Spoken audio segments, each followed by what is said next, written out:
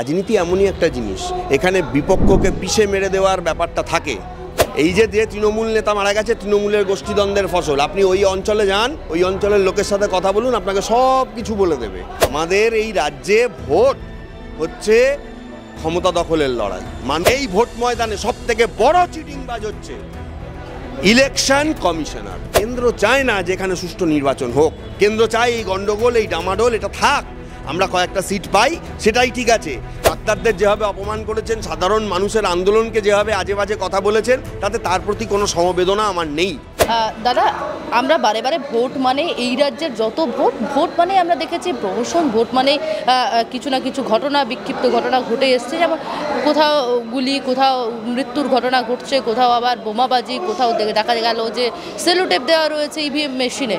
তো ভোট মানে, বাংলার ভোট মানে এই সন্ত্রাস, এটা কি বারে বারে চলতেই থাকবে? উপনির্বাচনও একদম না চললে কিভাবে হবে? তাদের টিআরপিটা বাড়বে কি করে? তাদের 5 বছরে তোলাবাজির লাইসেন্সটা তারা পাবে কি করে?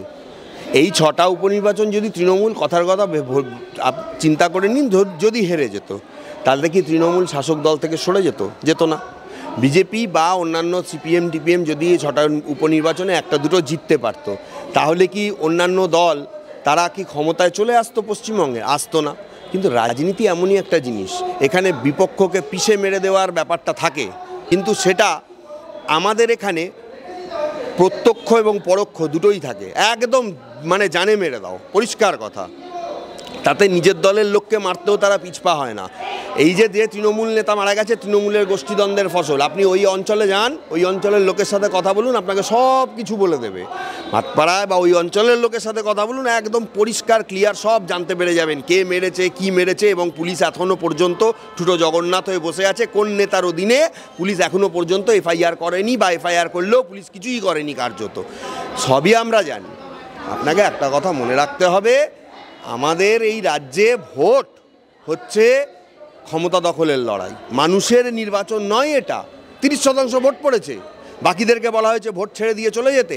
ভোট না দিতে গেলে বলছে যাবে, ফিরবে লাশ হয়ে। পরিষ্কার, গ্রাম বাংলায় পরিষ্কার। আমাকে অনেকজন ফোন করেছে উপনির্বাচন অনেক জায়গা থেকে, তারা বলছে এসে হুমকি দিচ্ছে, বলছে যাবে আর ফিরবে লাশ হয়ে। তৃণমূলের নেতা, তথাকথিত নেতা, পুলিশের কাছে যাও, আমি বলেছিলাম, পুলিশ বলছে না না, ওসব মিটিয়ে নিন, ওসব আমরা কিছু করতে পারবো না।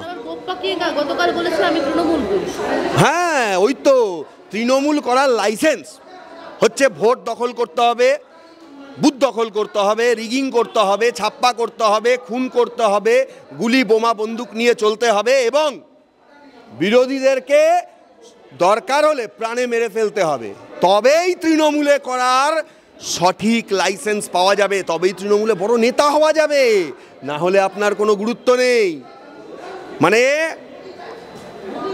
সব কিছু আপনাকে করতে হবে, এবং এই দলের জন্য তোলাবাজি থেকে শুরু করে যত কিছু করা যায় সব কিছুর মধ্যেই আপনার নাম থাকতে হবে, তবেই দল আপনাকে সেফগার্ড দেবে। সে তো বলছে তৃণমূল করি, মানে এরা তো অপরাধী, এর আগেও অপরাধ করেছে, তৃণমূল করি বলে ক্ষমা পেয়ে গেছে। এখানে কেসটা বড় হয়ে গেছে, পুলিশ ধরেছে ঠিকই, কিন্তু এই তৃণমূল করি এই কেসের আর তদন্ত হবে না, ওই তৃণমূল করিতেই শেষ হয়ে গেল। এই রাজ্যে আমরা বাস করছি। আমি এইটাই বলতে চাই, সব থেকে বড় চিটিংবাজ কে জানেন? এই ভোট ময়দানে সব থেকে বড় চিটিংবাজ হচ্ছে ইলেকশন কমিশনার। যে আমি এই উপনির্বাচন ছেড়ে দিলাম, লোকসভা ভোটে ইলেকশন কমিশনার, কেন্দ্র থেকে পাঠানো ইলেকশন কমিশনার থাকা সত্ত্বেও লোকসভা ভোটে এত গন্ডগোল কী করে হয়েছিল? এই তো কয়েকদিন আগে লোকসভা ভোট গেল। তার মানে কেন্দ্রর সঙ্গে এই রাজ্যের যে সরকার, ওপর মহলে একটা বিশাল বড় সেটিং রয়েছে, এবং যার জন্যই তৃণমূল আজকে বুক ফুলিয়ে এখানে ঘুরতে পারছে। এই কনাইভেন্স যতদিন থাকবে, ততদিন এই খুনোখুনি, মারামারি, রাহাজানি সব আপনারা দেখতে পাবেন। বিরোধীরা চিৎকার করবে, চেঁচামেচি করবে, বড় বড় কথা বলবে, ভাষণ দেবে, কিন্তু ভোটের সময় আবার এই সব জিনিস আপনারা দেখতে পাবেন। কিছুই তারা করতে পারবে না। নির্বাচন কমিশনার আসবে, সব আসবে। উপনির্বাচনে এখানে তো অত কিছু হয়নি। মানে আমি বলতে চাইছি যে কেন্দ্র থেকে কোনো নির্দেশ ইত্যাদি লোকসভা ভোটে হয়েছে কি করে? তার মানে কি কেন্দ্র চায় না যেখানে সুষ্ঠু নির্বাচন হোক, কেন্দ্র চায় এই গন্ডগোল, এই ডামাডোল এটা থাক, আমরা কয়েকটা সিট পাই, সেটাই ঠিক আছে। এখানকার সরকার যেন দিল্লির দিকে হাতটা না বাড়ায়। দিল্লিটা আমরা খাই, দেশটাকে আমরা নষ্ট করি, আর এই রাজ্যটাকে যেরকম রসতলে নিয়ে যাচ্ছে নিয়ে যাক, এই হচ্ছে স্ট্র্যাটেজি। আচ্ছা, আরও একটি বিষয় নিয়ে প্রশ্ন করবো। এখানে কুণাল ঘোষ একটা মন্তব্য করেছেন, ফেসবুকে পোস্ট করেছেন, যেখানে তিনি বলেছিলেন গত 13ই নভেম্বর 10 বছর আগে তিনি আত্মহত্যা করতে গিয়েছিলেন যখন তিনি জেলে বন্দী ছিলেন। আমরা দেখেছি 4 নভেম্বর থেকে সঞ্জয় সে একই কায়দায় প্রিজন ভ্যান থেকে চিৎকার করছেন, যেমনটা প্রিজন ভ্যান থেকে চিৎকার করে বলেছিলেন আমি দোষী নই। কুণাল ঘোষ সে একই জিনিসেরই পুনরাবৃত্তি ঘটিয়েছেন, করে গেছেন সঞ্জয় রায়। আবারও একটা পোস্ট করলেন ফেসবুকে কুণাল ঘোষ, যেখানে সুইসাইড করতে গিয়েছিলেন বলে তিনি মন্তব্য করেছেন। এটা কি সঞ্জয়কে আবার করার একটা প্রবণতা দেখানো হলো? সঞ্জয়কে আরও একটা না না, আমার ওইটা নিয়ে মনেই হয় না। আমি অন্য একটা কথা বলছি। আমার মনে হয়েছে রিসেন্টলি কুণাল ঘোষ রাজ্যসভার সভাপতি হয়েছেন, তাই তো, তৃণমূলের। আমার মনে হয়েছে 10 বছর আগে তিনি যে ওই আত্মহত্যা করার পোস্টারটা দিয়েছিলেন, দুটো কারণ হতে পারে। এক, তখন যদি আত্মহত্যাটা তিনি করে ফেলতেন তাহলে আজকে তৃণমূলের এই দুর্দিনটা তাকে দেখতে হতো না, বোধহয় সেই ভাবাবেগটা তার মধ্যে কাজ করেছে। আর একটা জিনিস হতে পারে, এই এতদিন ভালো ছিলেন, এই জায়গায় এসে এখন তার মনে হয়েছে যে তার অবস্থাটা ওই রকম, কারণ তিনি ফেলতেও পাচ্ছেন না, গিলতেও পাচ্ছেন না। ব্যাপারটা এই জায়গায় তিনি ডাক্তারদের সম্বন্ধে বলছেন, এর সম্বন্ধে বলছেন, অনেকের সম্বন্ধে বলছেন।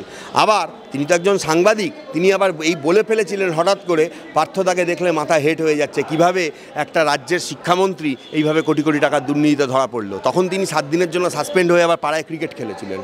আবার গানও লিখেছেন কুণাল ঘোষ। মাল্টি ট্যালেন্টেড লোক, লোকটা খারাপ নয়, আমি লোকটাকে আজে বাজে অনেক কথা বলি, কিন্তু লোকটার ট্যালেন্ট আছে। লোকটা অন্য তৃণমূলের নেতাদের মতন মানে তার পেটে বিদ্যা বুদ্ধি নেই সেরকম নয়, বিদ্যা বুদ্ধি আছে, কথাবার্তা বলতে পারে। এবং আমি আপনাকে বলছি, এই কুণাল ঘোষকে তৃণমূল কংগ্রেস যেরকম ব্যবহার করছে সেরকম প্রতিদানও দেবে রাজ্যসভার অনারারি মেম্বার করে 2026 সালে। আপনি আমার কথাটা মিলিয়ে নেবেন। এবং কুণাল ঘোষও সেইটার জন্য তৃণমূল কংগ্রেসে বসে আছে। কিন্তু কুণাল ঘোষ এই সম্প্রতি যা করেছেন, ডাক্তারদের যেভাবে অপমান করেছেন, সাধারণ মানুষের আন্দোলনকে যেভাবে আজে বাজে কথা বলেছেন, তাতে তার প্রতি কোনো সমবেদনা আমার নেই। আমি শুধু এইটুকুই বলবো, কুণাল ঘোষ কেন এটা দিয়েছেন এই আত্মহত্যার সঙ্গে, উনি যদি কাউকে প্ররোচিত করে থাকেন সেটা ওনার ব্যক্তিগত ব্যাপার।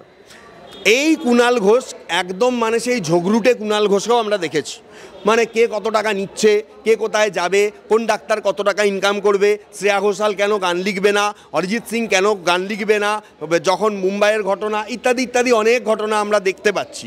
সুতরাং উনি একটা মাল্টি ট্যালেন্টেড বহুরূপী। এই যে সিনেমাটা এসেছিল বহুরূপী, আমার মনে হয় বহুরূপীদের না নিয়ে যদি কুণাল ঘোষকে অভিনয় করার জন্য নেওয়া হতো, এই সিনেমার টিআরপি বাজেট আরও অনেক বেড়ে যেত। আমার এটা ব্যক্তিগত ধারণা। কুণাল ঘোষের ভাবমূর্তি ভালো হোক, কুণাল ঘোষের মানে সুস্থতা কামনা করি আমি। আর একটা ব্যাপার হচ্ছে যে কুণাল ঘোষের সম্পর্কে আমাকে যদি প্রশ্ন করেন, আমি বলবো যেদিন থেকে ও লয়ারদের ইনকাম কত বলেছে, সেদিন থেকে আমি বলবো যে কুণাল ঘোষকে আমি কোনো রকম ভালো চোখে দেখি না। কারণ আপনাকে মনে রাখতে হবে, এই কুণাল ঘোষ জেলে গেছিল এবং জেল থেকে বেরোনোর অর্ডারটা মহামান্য হাইকোর্ট দিয়েছিল ঠিকই, কিন্তু একটা লয়ার হিয়ারিং করে সেই অর্ডারটা করিয়েছিলেন। তাকে কি বিনা পয়সায় কুণাল ঘোষ খাটিয়েছিলেন? আমি এটা জানতে চাই। অন্যের প্রফেশন নিয়ে যে কথা বলতে পারে, আমি বলবো তার থেকে বেশি খারাপ লোক তৃণমূলে এই মুহূর্তে হয়তো আর নেই। বাংলা হান্টের আরও খবর দেখতে নজর রাখুন। বাংলা খবর মানেই বাংলা হান্ট।